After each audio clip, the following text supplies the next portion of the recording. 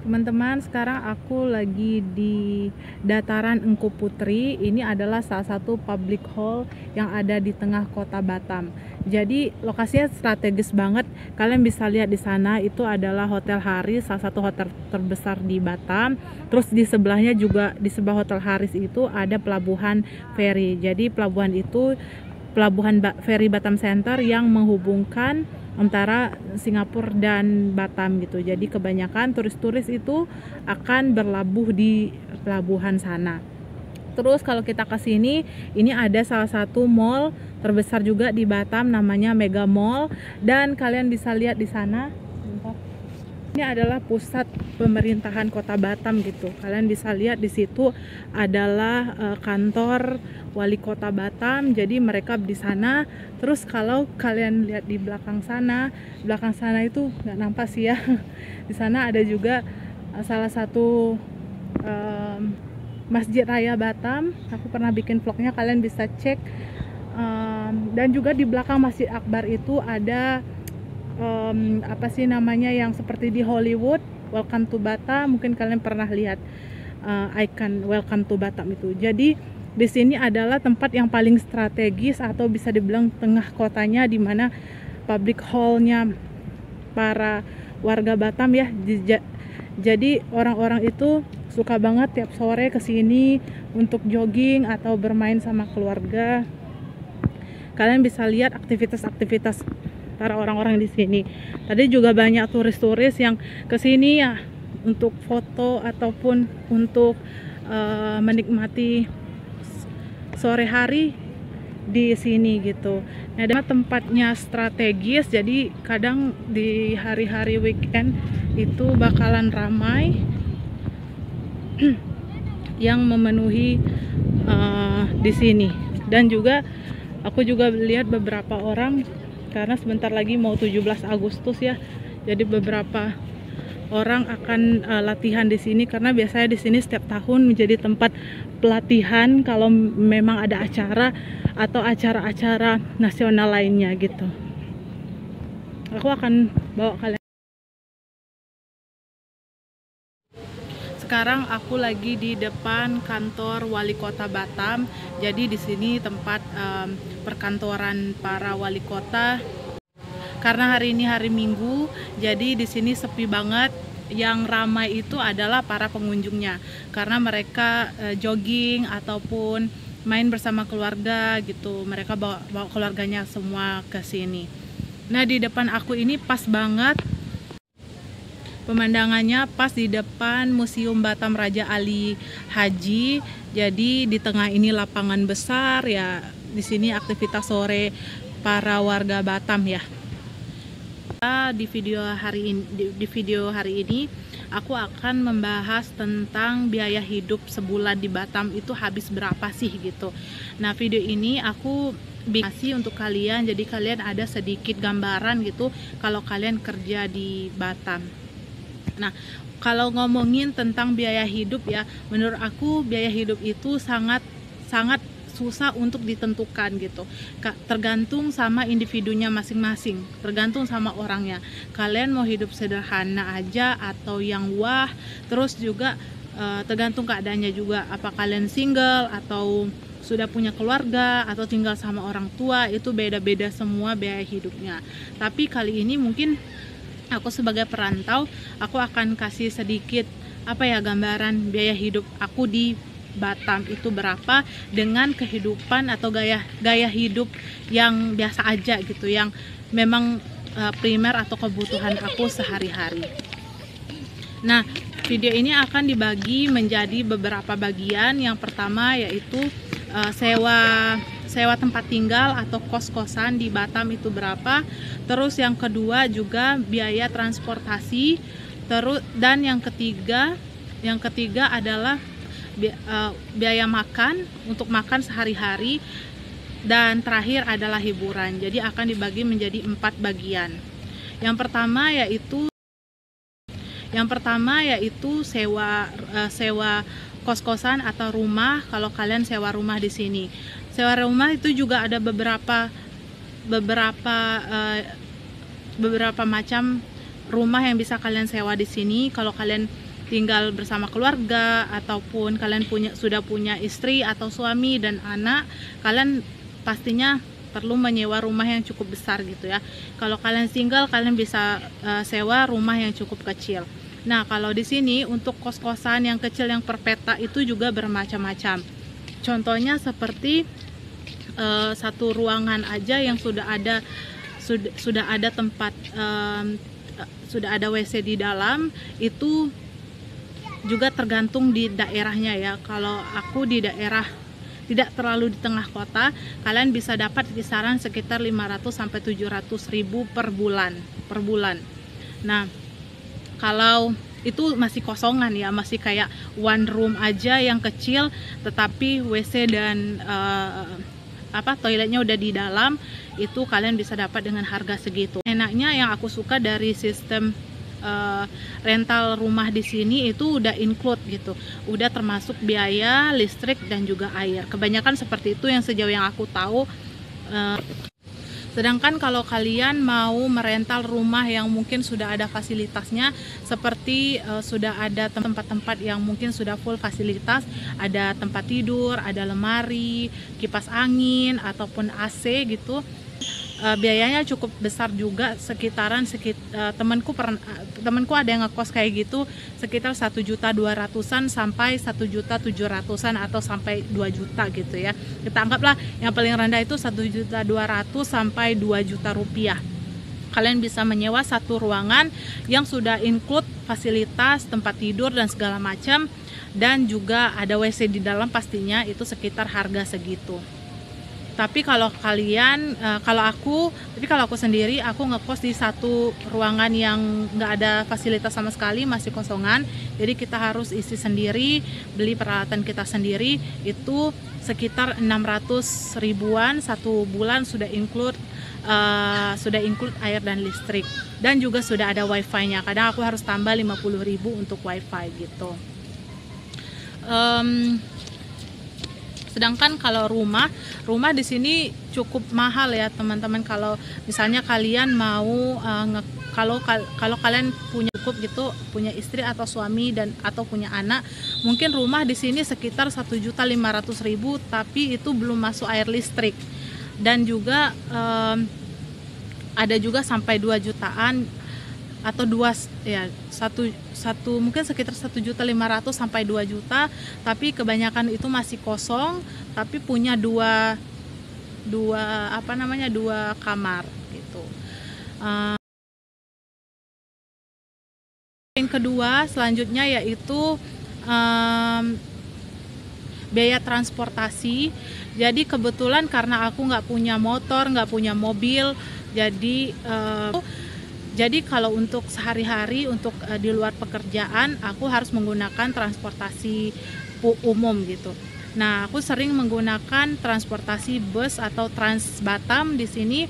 Itu harganya sekarang harganya 6.000 sekali jalan, itu 6.000 rupiah, jauh dan dekat. Sejauh apapun atau sedekat apapun kalian harus membayar 6.000. Tetapi di sini pembayarannya mereka udah nggak terima cash. Jadi kalian harus pakai e-money ataupun bisa pakai QRIS gitu ya di handphone. Itu biayanya sekitar 6.000. Tapi kalau kalian pelajar itu cuma setengah harga, setauku itu 3.000 rupiah gitu.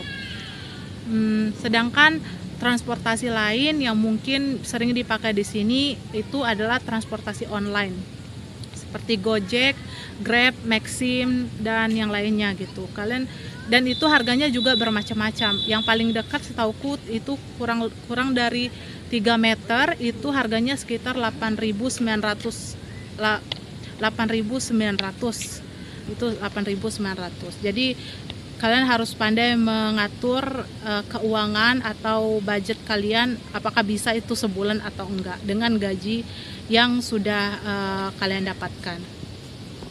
Paling kalau misalnya untuk transportasi yang paling mahal itu pastinya taksi. Kalau kalian sering menggunakan taksi gitu untuk beraktivitas, itu udah mahal banget. Itu yang paling mahal sepertinya. Taksi itu bisa sekali jalan aja, misal nggak terlalu jauh, itu bisa dipatok 30 ribuan, kayak wah akan menghabiskan uang kita yang sedikit ini gitu kan.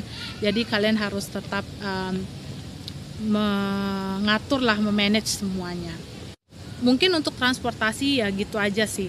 Terus juga poin selanjutnya itu biaya makan. Di sini juga kalau dibilang biaya makan itu tergantung juga ya sama sama orangnya, sama kita sendiri gitu. Kalian mau makan yang wah atau yang mahal, yang enak dan mahal, atau yang sederhana yang biasa aja gitu. Kalau untuk makanan biasa, kalau seperti aku atau teman-teman yang lainnya yang biasa gitu, kita akan memilih makan makanan yang maksudnya yang biasa gitu, yang kayak warung di tepi jalan ataupun rumah makan, warteg gitu. Itu harganya mungkin di sini masih bisa dapat sekitaran 15 sampai 20 ribuan. Ada juga kalau kalian bisa nyari rumah-rumah makan yang mungkin agak masuk gang-gang gitu, mereka kadang harganya lebih murah, bisa jadi 10.000 itu minimal. Kadang ada yang jual dengan harga segitu gitu. Tapi setahu aku, yang aku tahu ya, standarnya sekarang itu mungkin 15 sampai 20 ribuan. 25.000 tuh udah mentok untuk budget kayak aku. Nah, kalau kalian makannya udah kalau standar makannya mahal gitu, maksudnya yang enak banget, itu bisa di mall. Mall itu bisa mahal banget. Kalian sekali makan bisa habis sekitar 30-40 ribuan, ataupun bisa ratusan ribu sih. Bisa 100 ribu sekali makan juga bisa gitu. Tergantung pemilihan kalian mau makan seperti apa. Nah, ini kembali ke referensi masing-masing. Aku nggak bisa matokin yang mana gitu. Kalau kalian makan di tempat-tempat yang cukup elit gitu, seperti makan restoran-restoran yang terkenal, itu harganya ya sekitaran 50 sampai 100 ribu kalau kalian mau makan. Terus juga kayak misalnya kalau kalian mau sekali-kali gitu, sebulan sekali untuk hiburan, makan enak-enak, aku juga sering kayak gitu sama teman-teman gitu. Entah kita makan ke restoran baru yang baru buka, yang restoran seperti makanan-makanan baru seperti sushi ataupun dimsum ataupun yang lainnya, itu juga kadang aku bisa habis sekitar 100-200 ribuan. Tapi menurutku nggak apa-apa itu kalau misalnya sebulan sekali atau sebulan 2 kali untuk hiburan kita gitu. Terus poin yang terakhir yaitu hiburan. Ini orang udah banyak banget jogging di belakang aku. Oke. Untuk hiburan itu tergantung juga sama orang-orang, sama individualnya masing-masing. Paling kalau di sini kalau lagi suntuk atau lagi setelah gajian, kita kadang nonton bioskop ataupun makan-makan di restoran-restoran baru atau restoran yang enak gitu. Mungkin sekitar bisa sebulan aku biasa budgetin itu kayak 100-200 ribu, itu udah maksimal atau mentok gitu ya. Tapi kadang juga nggak sampai. Aku jarang banget nonton di bioskop.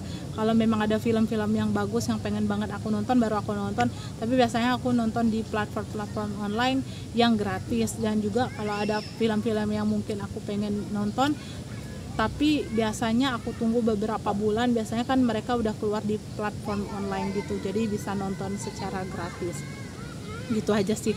Nah, kalau misalnya kita compile semuanya dari biaya rent house atau biaya sewa rumah atau kos-kosan, uang makan, dan juga uang transportasi serta hiburan mungkin sekitar segini.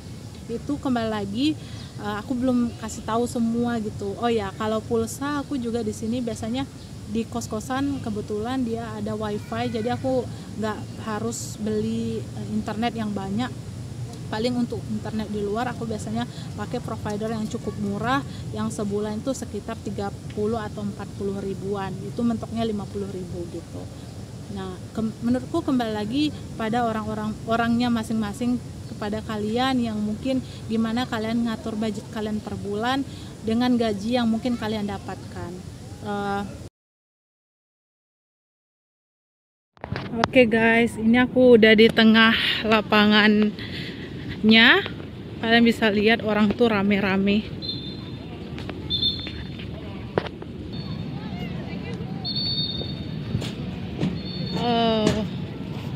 Nah, di sini juga sering banyak para turis ya ke sini. Mereka mengunjungi Museum Batam. Mereka foto-foto di sini. Kita nggak tahu mereka dari mana. Ini biasanya kalau kayak gini turis, entah turis dari China atau turis Korea. Biasanya ajuma-ajuma Korea suka ke sini nih untuk foto-foto, ataupun orang Cina sering foto-foto di sini. Mereka bisa satu grup seperti ini.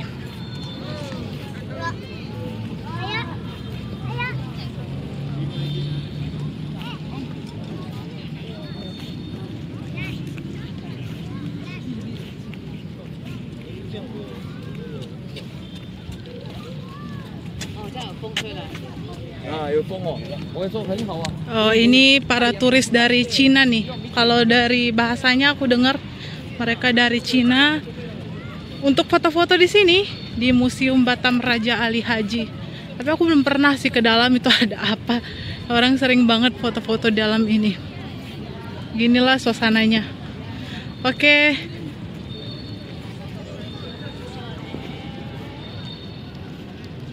Ini biasanya ada turis-turis dari luar kota ataupun dari luar negeri kayak mereka tadi ya.